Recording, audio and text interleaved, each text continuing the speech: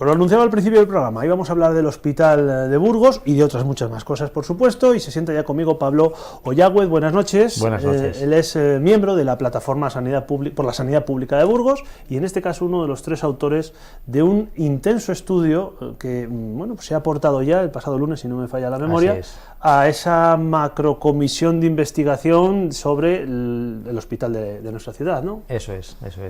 Es una comisión de investigación y de estudio. La parte de investigación ya se hizo y acabó hace escasamente unos meses, en torno al verano, y ahora han entrado en otra fase, que es una comisión de estudio que pretende encontrar resultados y respuestas a cómo funcionan los modelos de colaboración, que es el tipo de contrato semiprivado que tenemos en el Hospital de Burgos, para ver si son modelos superiores, iguales o inferiores al modelo público tradicional. Ya has explicado eso, ¿no? Que es la parte de investigación, que ha habido investigación, pero ha habido más opinión que investigación en esa parte. Sí, bueno.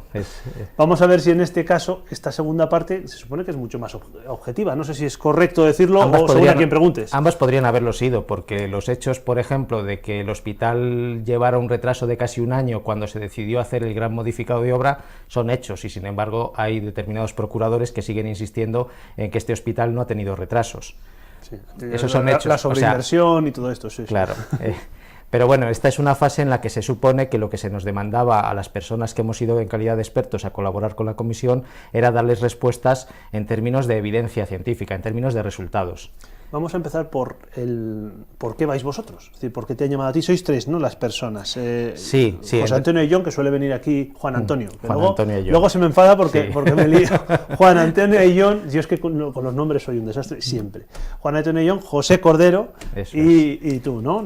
¿Habéis ido porque habéis aparecido, os han llamado? No, a quien han llamado ha sido a mí. Los procuradores, en la dinámica de la comisión, los procuradores deciden qué personas quieren que comparezcan. Y en ese sentido, pues opinaron parte de los procuradores que yo podía ayudarles y podía aportar cosas. Entonces yo he sido el que estaba llamado como compareciente.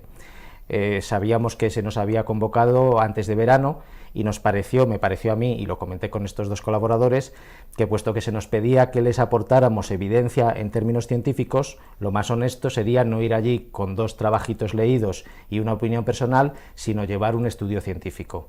Eso supone que, en términos de trabajo científico, nos hemos metido casi el equivalente a una tesis doctoral en 2 meses y medio.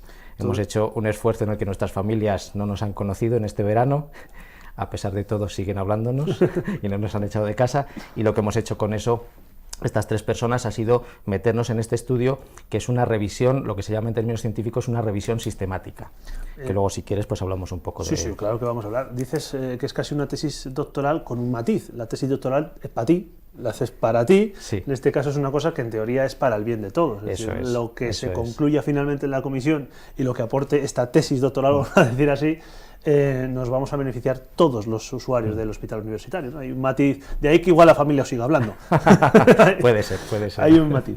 Oye, ¿cómo es ese estudio que llevasteis? ¿Es intenso, es amplio, en páginas tenemos muchas? Sí, más que páginas, nos ha ocupado 77 páginas, pero la idea de esto es que de forma metódica, no intencional, no es que yo busque los artículos que quiero que me den la respuesta que yo quiero oír en función de mi opinión, sino que con buscadores informáticos, científicos, se hace una búsqueda con determinadas palabras en el metabuscador. Le dices, yo quiero que me busques, en este caso, modelos de colaboración público-privada, quiero que me busques en sanidad, quiero que me busques en un periodo de fechas concretas que ha sido desde 2007 hasta ahora, los últimos 10 años. Cuando tú le metes eso a un buscador científico, él te vuelca un montón de publicaciones que responden a alguna de esas palabras. En concreto, nosotros hicimos eso con un buscador científico médico, y también lo hicimos con un buscador científico más generalista, que es el Google Escolar o Google Académico. De resultas de todo eso hemos tenido 961 referencias.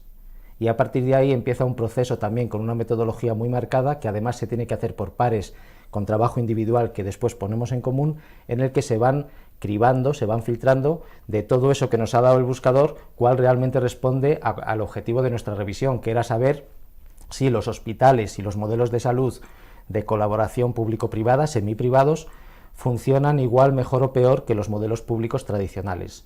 De forma que, si al revisar los títulos, que es la primera fase de cribado, vemos que uno habla de carreteras, ese ya queda excluido. Si vemos que otro está hablando de puentes, queda excluido. Si habla de escuelas, queda excluido. Hay una segunda parte en la que ya entramos a mirar los resúmenes, con los que ya nos han quedado que por los títulos parece que son. Miramos resúmenes. Si leyendo el resumen vemos que sí que puede responder a lo que nosotros buscamos, ese se incluye. Si vemos que de lo que está hablando es de otra cosa, esos van quedando excluidos. Y así, haciendo unos cribados sistemáticos que llevan ya a estudiar el articulado, la referencia completa, el texto completo, hemos llegado a 81 referencias, que son las que hemos estudiado en profundidad. Pues y a esas, nada, 900 eso es un proceso largo también que lleva su tiempo, y a partir de ahí haces el estudio en profundidad en el que tú te has planteado qué cosas quieres, para qué cosas quieres encontrar respuesta. En concreto, dentro de esto son 6 grandes bloques de contenido que a su vez se subdividen en bloques más pequeños, en total bloques pequeñitos 37. A 37 cosas hemos buscado respuestas, y de la lectura de esos artículos hemos sacado para cada uno de esos pequeños aspectos una conclusión en cada una de las revistas sobre si le parece que el resultado del PFI del modelo de colaboración, es que se llama PFI en la literatura, si les parece que ese modelo es favorable, es neutro o no concluyente, o es desfavorable. A partir de ahí hemos hecho estadísticas, una vez tabulado todo, y nos hemos encontrado con los resultados que hemos presentado a la comisión. Esos resultados, ya vamos a remangarnos, como se dice, y a meternos ahí, ¿no? Porque esos resultados, el estudio, esas 70 y tantas páginas, ¿concluyen algo o simplemente aportan información para que concluyan otros? Sí, concluyen. Lo que hay hasta ahora es que siempre se ha dicho, lo que nosotros hemos querido es comparar las ventajas potenciales que siempre se han dicho que tiene este modelo, que aquí en Burgos siempre hemos oído lo de va a ser más barato, va a tardar menos y va a tener más calidad. Pues como esas 3 básicas hay unas cuantas más, ¿no? Y lo que nosotros hemos buscado es si realmente cumplían eso, que en realidad son afirmaciones a priori teóricas o no. Y lo que hemos encontrado es que no lo cumplen prácticamente en nada en todos los sitios donde eso se ha implantado y se ha podido estudiar. Sí que es verdad que mucha gente dice que apenas tenemos datos para poder concluir, pero cuando tú extiendes esa búsqueda a nivel internacional con modelos que son muy similares, aunque estén hechos en otros países con alguna pequeña diferencia de legislación, cuando haces ya esa apertura, el número que tienes de estudios y de revisiones sí que te permite ya llegar a unas conclusiones que difícilmente van a ser cambiadas porque haya mucha más experiencia dentro de unos años con este modelo. Son más de 20 años en algunos países del modelo funcionando, y eso permite ya llegar a conclusiones. Por lo tanto, no sabemos, sino que lo que nosotros aportamos en muchos de esas 37 aspectos llega a ser una evidencia científica. Sin restar, Pablo, un ápice de importancia a vuestro trabajo. Voy a ser un poco despectivo en la explicación, pero vas a entenderlo enseguida. ¿Me quieres decir que 3 personas dedicándose 2 meses han llegado a concluir algo que debiera haber hecho una administración pública antes, con todos sus servicios técnicos, antes de lanzarse a este modelo? Sí, esto es una paradoja, ¿no? Nosotros el artículo, el estudio lo hemos llamado, o lo hemos puesto una coletilla que nos parece muy importante, que es estos modelos desde la perspectiva del interés general. Y enlazo con esto que tú me dices, porque a la hora de tomar decisiones existen muchas perspectivas. Es decir, existen muchas razones para tomar una decisión. En teoría, la función pública, los funcionarios, nuestros representantes políticos, cuando toman decisiones lo hacen pensando sí y solo sí en el bien común, en el interés general, en hacer con el dinero de todos lo mejor en términos de gastar lo menos posible y tener los mejores resultados posibles, a eso que llamamos eficiencia. Sí. Recuerdo que ha empezado la frase diciendo en teoría, ¿vale? Por si acaso alguien dice, ¿cómo? No, ¿por qué? Porque tú me estás preguntando, ¿y cómo es que esto que se debía haber hecho no se ha hecho? Claro, eso yo no te lo puedo responder. Desde un punto de vista académico, uno lo que diría es, ahí ha habido otro factor de sesgo que no es estrictamente el interés general. Puedes llamarlo vagancia, puedes llamarlo descuido, puedes llamarlo, pues, algo que es complejo y que no sé cómo gestionar y prefiero dejar que lo hagan otros y cedérselo a otros. Puedes llamarlo ideología, aunque este modelo se ha usado en partidos de distintas tendencias políticas. Es decir, que uno, claro, por ejemplo, cuando tienes ese estudio, sabes perfectamente, por ejemplo, esto que me dices. No, es que no viene solo por derechas o izquierdas. Es que cuando esto se pone en marcha en 2005, se decide en 2005 en Castilla y León, ya había muchos estudios independientes que avisaban de que este modelo, sobre todo en Reino Unido, que es donde se había iniciado, este modelo era más caro y no proporcionaba mejores resultados en salud. Ya lo sabía. Pero sí que es verdad que había un entorno de Comunidad Europea que lo estaba promocionando, porque decidieron que en contabilidad de las administraciones públicas no computara como deuda ni como déficit. Eso se ha cambiado en 2012 porque vieron que realmente estaba mal hecho. Es como si tú y yo compramos con la Visa y hasta dentro de un mes no va a figurar en la cartilla que nos hemos gastado un pastón en no sé qué capricho. Con lo cual no me lo he gastado. Con lo cual en tu casa no te van a reñir hasta dentro de un mes que llegue el aviso en la cuenta.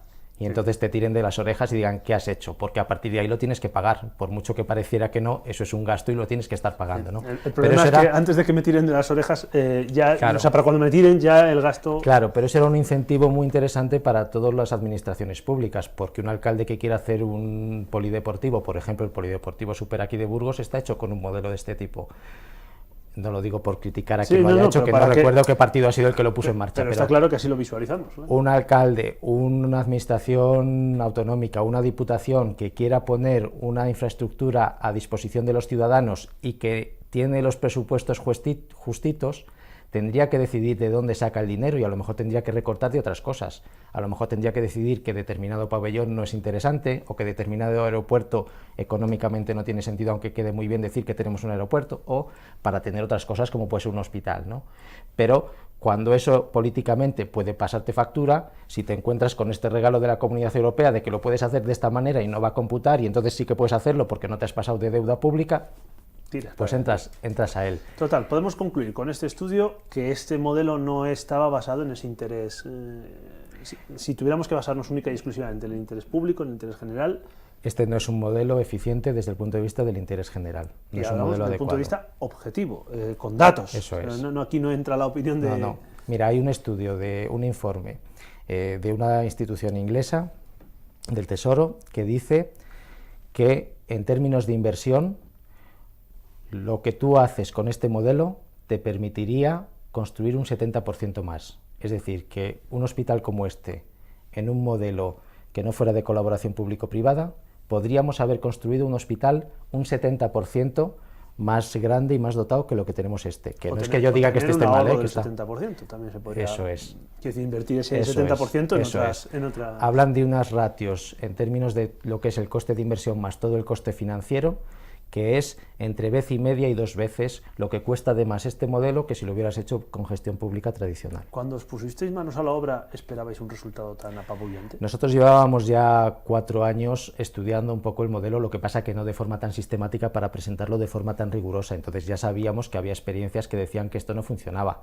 y ya sabíamos en 2012, nosotros hemos empezado a trabajar más tarde, que en Comunidad Europea y en el Reino Unido se estaban cuestionando, también en Canadá, también en Australia, si realmente este modelo cumplía lo que habrían pensado que tenía que cumplir, y eso ya estaba puesto en cuestión. Por eso no entendíamos que aquí se empecinaran en seguir con él adelante y encima en decir que era maravilloso, perfecto. ¿Qué manía la matemática siempre venir a destrozar la realidad. Destrozan los sueños, sí. Oye, ¿qué más cositas habéis encontrado en el laborioso trabajo? Que algunas las sabríais, porque como dices, lleváis ya mucho tiempo con la mosca detrás de la oreja, por decirlo así, pero ¿os habéis encontrado con algo que digáis, mira que lo hemos repetido veces y ahora tenemos un dato que demuestra...? Es que los procuradores tienen que llegar a su conclusión con respecto a lo que les hemos aportado nosotros y digan otros colaboradores, pero lo que nosotros hemos visto es brutal. Es que casi de los 37 pecados que hemos encontrado en este modelo, casi todos ellos los cumple el de Burgos. Qué bien, ¿no? O sea un premio o algo. Claro, por ejemplo, una cosa que se dice es, estos modelos como cuestan más, un 70% más, pues entonces lo que se hace en muchos sitios es que cuando se está tomando la decisión política de poner eso en marcha, para hacerlo asequible, para hacerlo económicamente viable, recortan capacidad asistencial. Aquí nos dicen, no hemos recortado, si este hospital es más grande que el Yagüe. Ya, pero es que este es un complejo asistencial, y este complejo asistencial, cuando se piensa que se va a trasladar el Yagüe, no se habla de que el Divino Vallés se vaya a cerrar. Claro. Las camas que tenía el Divino Vallés las hemos perdido. Por cierto, que nos estamos gastando casi 1 millón de euros, unos 800.000, en un contrato de mantenimiento de ese hospital, que lo tenemos supuestamente las instalaciones en buen uso, cerrado prácticamente con muy poquita actividad ya, nada de hospitalización, Y nos está pasando lo que también se describió en el Reino Unido en muchos hospitales, que es que el gestor público acaba teniendo que derivar pacientes a servicios privados porque al haber hecho su capacidad más reducida, sus niveles de ocupación son siempre muy altos. Y eso hace que cuando llegan épocas estacionales, que nos pasa todos los años y nos va a pasar dentro de un mes, sí, en la Navidad, ¿no? Entramos en el periodo de gripe, entramos en las enfermedades respiratorias y el hospital no es suficiente. Y entonces acabamos cerrando quirófanos algún día, como pasó el año pasado, y mandando pacientes a una clínica privada, que efectivamente nos sirve de ayuda, pero que todo eso está pasando porque sobre la planificación inicial que teníamos de qué recursos necesitamos en Burgos, ha habido una redimensión, recorte. Y vuelvo, sé que soy pesado, pero vuelvo a preguntar, ¿todo esto se ve? O sea, ¿podríamos haber hecho este estudio y haber sabido esto en 2005, en 2004? Claro. Porque todo eso, hay artículos desde finales de los 90 y hay artículos independientes que están avisando de que eso pasa no solo a nivel teórico, sino en casos concretos de hospitales concretos que está ocurriendo esto. ¿Qué más cosas ocurren? Pues que como este modelo es más caro y es un contrato blindado y está regido por el derecho administrativo, es un contrato en el que tiene características de contrato de derecho privado y de derecho administrativo, pues tienes unas obligaciones que no puedes modificar. La administración pública en una época de crisis y en la que tiene que recortar, tiene capacidad para hacer recortes, pero en este contrato no. Claro. Este contrato está blindado, tiene unos pagos previstos por la actividad que hacemos, por los consumos que tiene el hospital, por lo que costó construirlo, y cada mes hay que pagar una cantidad y esa cantidad hay que pagarla sí o sí y no es un precio renegociable. Estamos atados de pies y manos. Si llegamos en 2008 a la crisis y tenemos que recortar, la administración tiene que recortar de aquellas partidas en las que tiene la capacidad de recortar, que no es esta. Entonces, ¿de dónde recorta? Pues recorta de renovación de equipos y recorta de personal. Y eso ha pasado en toda Castilla y León, y eso está descrito también en este estudio, en la casuística y en la revisión que hemos hecho. Has hablado de 37, has denominado pecados. Sí, bueno, pecados es el resultado, porque en realidad son 37 variables que estudiamos, 37 características del contrato. 37 cosas que nos demuestran que algo no ha funcionado. Y aquí hemos ido una por una, como si siguiéramos un mapa. Igual sí tenían el estudio y han dicho, a ver si no nos dejamos ninguna, porque es mucha casualidad, ¿no? Sí, bueno, yo ahí ya no puedo entrar porque ya es un juicio de intenciones que es complicado. Pero, por ejemplo, hemos visto eso, hemos visto que la calidad de los servicios privatizados no es mejor en la inmensa mayoría de los casos que se han estudiado. La eficiencia que busca la empresa la busca achuchando al personal y reduciendo sueldos y reduciendo empleos. Se ha visto también en estudios de economistas cómo eso lo que hace es detraer economía local, porque ese beneficio se lo lleva un inversor. Claro. Si el inversor, para ganar su beneficio, lo está haciendo a costa de que tiene menos personal contratado y los sueldos que le paga son menores, tienes menos personas en esa comunidad viviendo y consumiendo. Y además con menos sueldos, con lo cual también los que sí que tienen empleo están consumiendo menos. En términos de equidad, de redistribución de la riqueza, lo que has hecho con eso ha sido que la parte que la empresa consigue de beneficio ha sido a costa de menos economía en el entorno local. Y después la otra parte habría sido un beneficio público, porque al no haber un beneficio que se tenga que llevar nadie, habrías podido, como hemos visto y te he dicho antes, invertir más y tener más capacidad asistencial, tener mejores medios y tener mejor cobertura para la población. Ese es otro, por ejemplo, de los aspectos que hemos visto. La verdad es que es interesante. ¿Este estudio se puede acceder? ¿Es público ahora mismo para que lo lea la gente? No, ahora mismo no, porque el tema que tenemos es que las publicaciones científicas, la mayoría de ellas, siguen un tema de escrutinio cuando se publican en una revista científica, es decir, que hay unos revisores que son muy sistemáticos y muy rigurosos y que dicen, oiga, yo se lo publico porque esto es un estudio realmente serio o esto es propaganda. Y nosotros lo que tenemos es, ya que hemos hecho el esfuerzo y aunque les hemos hecho un anticipo a la comisión de investigación, este estudio, darle la validez no solo del agradecimiento de los procuradores que nos lo transmitieron, sino desde un punto de vista científico, que se valide como un estudio científico riguroso. Y eso nos lleva a que no podemos hacer un anticipo hasta que no haya sido ese estudio revisado en términos académicos. Me parece correcto y además da unas garantías para que cuando el ciudadano medio lo lea... Claro, pero la comisión de investigación tiene una copia de ese estudio, los procuradores lo estuvieron leyendo a la vez que yo comparecía, lo tienen, en ese estudio se explica toda la metodología, en ese estudio se anotan todo el listado de referencias que las 81 que hemos estudiado, por bloques además, por temas, para que vean de dónde hemos sacado cada cosa, de forma que cualquier investigador puede reproducir el estudio, que eso es lo que hace que un estudio realmente sea un estudio riguroso o no lo sea, el que el resultado que tú has contado, alguien repita el estudio y pueda llegar a las mismas conclusiones que llegaste tú. Contrastar las fuentes, eso efectivamente. Eso es. Pues oye, te podría preguntar si crees que va a servir o no, porque no es un estudio vinculante, es decir, es un estudio informativo, Claro, ¿no? claro, lo mismo que hay otros 9 o 10 comparecientes todavía pendientes de que vayan a la comisión y darán su perspectiva, su opinión, su... Bueno, yo no te voy a preguntar si crees que este estudio va a ser determinante o no, porque eso evidentemente queda en manos de no solo de los que gobiernan, en este caso de una comisión que tiene que valorar muchas cosas, pero yo sí que quiero es agradecerte tanto a ti por haber venido aquí a contarles a los burgaleses ese estudio, como en este caso tanto a ti como a tus compañeros por ese esfuerzo de demostrar objetivamente o con datos más rigurosos, bueno, pues lo que otros muchos dirán, y para eso 2 meses de estudio, ya lo sabíamos, ya bueno, pero había que demostrarlo, había que poner negro sobre blanco, blanco sobre negro, ¿verdad? Sí, con el esfuerzo que estamos haciendo, estamos un poco cansados de que a veces se nos tache como de antisistemas, pancartistas, propagandistas o no se sabe qué, cuando lo que estamos diciendo es, oiga, si es que esto mismo se podía estar haciendo gastando menos dinero, que es lo que querríamos todos, y eso no tiene que ver con si uno tiene más simpatías o menos por un determinado partido político.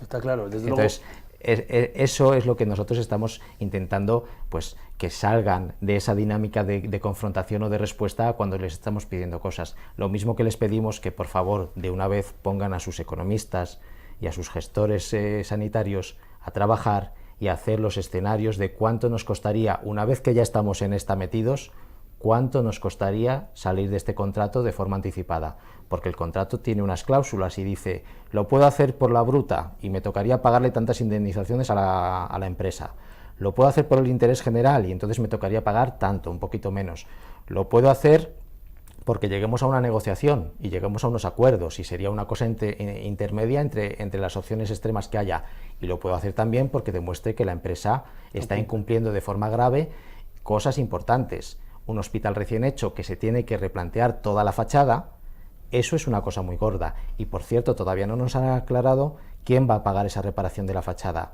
porque existen 2 posibilidades: que lo pague el seguro de obra porque ha sido un defecto de obra, no un envejecimiento normal de la instalación, o que se pague con cargo a las partidas de mantenimiento que están previstas en el contrato. Si se paga con cargo a las partidas de mantenimiento, otras cosas no se van a mantener, o la partida de mantenimiento se va a hacer más grande, y eso cada 5 años se revisa en el contrato y nos lo van a hacer pagar en forma de sobrecoste. Sin hacer ningún estudio, no sé, te diría por dónde me voy a decantar que va a salir, pero no quiero. Entonces pueden hacer un estudio económico riguroso de cuáles son los escenarios, y a partir de ahí decir, oye, se supone que el contrato, con la tendencia que estamos teniendo de incrementos, porque en estos primeros años no se ha mantenido estable el precio, sino que se ha ido incrementando, se supone que cuando acabemos en 2036, 2036, la finalización del contrato, habremos pagado tanto dinero si lo hacemos con el modelo como lo tenemos ahora, si lo anticipamos de esta manera y mantenemos ya de la forma pública los gastos previstos son estos, si lo hacemos en este escenario estos, y con eso, que nos lo digan a los ciudadanos, que no somos tontos y que tenemos derecho a que nos informen con transparencia y nos digan, oiga,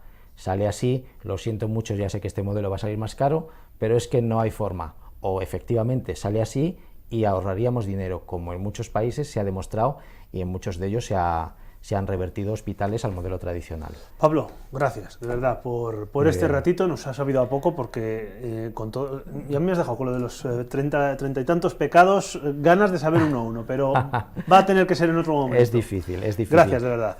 Nada, a vosotros, un placer. Pausa y continuamos aquí en Repasa Burgos.